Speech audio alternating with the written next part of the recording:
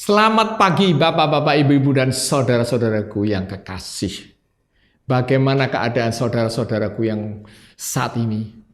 Saya berharap bahwa semua saudaraku yang ada di sini bisa dalam keadaan yang baik.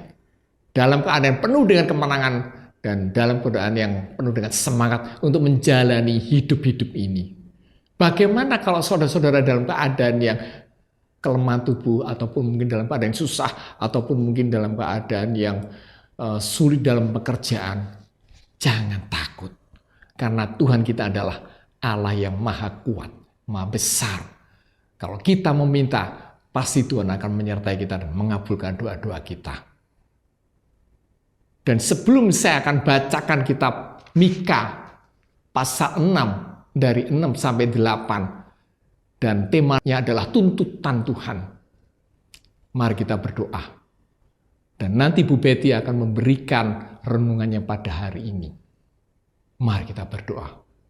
Ya Tuhan Yesus, terpujilah namamu Tuhan. Engkau adalah Allah kami yang maha kuasa, maha besar. Kami bersyukur Engkau selalu menyertai kehidupan kami. Ampuni segala dosa-dosa kami dan pimpin hidup kami ya Tuhan untuk menjadi anak-anak terang, menjadi berkat, dan menjadi saksimu di dunia ini. Terima kasih ya Tuhan. Dan layakkan kami untuk mendengarkan firman-Mu. Berbicaralah, kami siap untuk mendengarkan firman-Mu. Terima kasih ya Tuhan, dalam nama Tuhan Yesus kami berdoa. Amin. Saya akan membacakan firman Tuhan dari kitab Mika 6 ayat 8. Hai manusia, telah diberitahukan kepadamu apa yang baik, dan apakah yang dituntut Tuhan daripadamu, selain berlaku adil, mencintai kesetiaan, dan hidup dengan rendah hati di hadapan Allahmu. Demikianlah firman Tuhan, syukur kepada Allah. Amin. Ibu bapak jemaat yang dikasihi Tuhan Yesus Kristus, di suatu negeri terdapat seorang hakim yang sangat bijaksana dan dihormati karena kejujuran, kepandaian, serta keputusannya yang adil. Sang hakim memiliki seorang anak laki-laki yang ingin menjadi hakim seperti dirinya.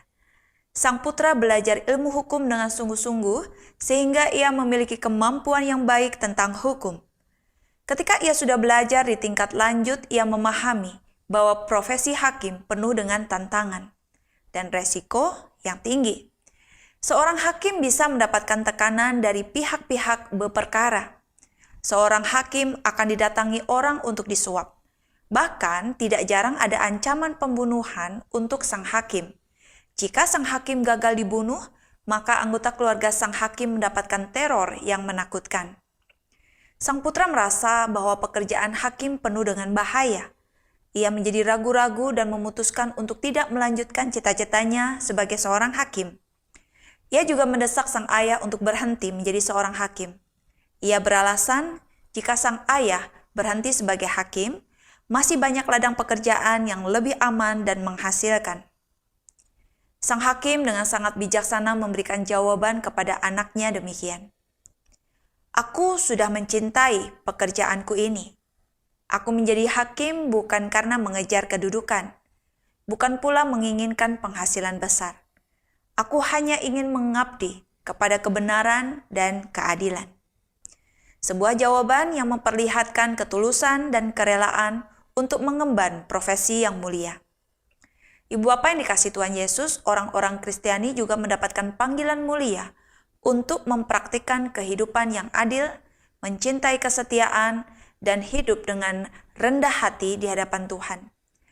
Nabi Mika menyatakan dengan jelas bahwa Tuhan tidak semata menginginkan korban dan persembahan dari umatnya. Tuhan lebih menuntut keadilan, kesetiaan, dan kerendahan hati. Di tengah arus dunia yang mempertontonkan keegoisan, keangkuhan, dan ketidakadilan, murid-murid Kristus wajib memperagakan gaya hidup yang berbeda. Kesalehan dan penyembahan kepada Tuhan diwujudkan dengan perilaku konkret yang menjawab tuntutan Tuhan.